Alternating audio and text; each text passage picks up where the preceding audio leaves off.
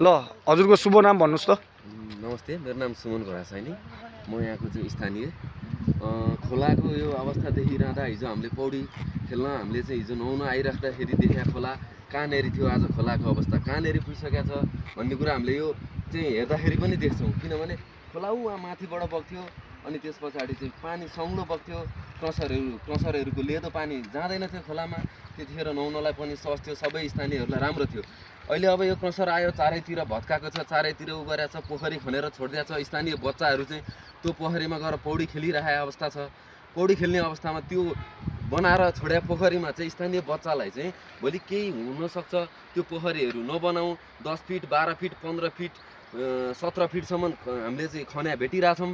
त्यत्रो चाहिँ नखन्न पाएको भए हुन्थ्यो। यो खोला भने प्राकृतिकलाई हामीले जोगाउन सक्यो भने, खोला नाला जोगाउन सक्यो भने हामीलाई पनि फाइदा छ। यो खोला जति गहिरो जान्छ हाम्रो स्थानीय मूलहरू त्यति तल तल सरिरहेको अवस्था छ।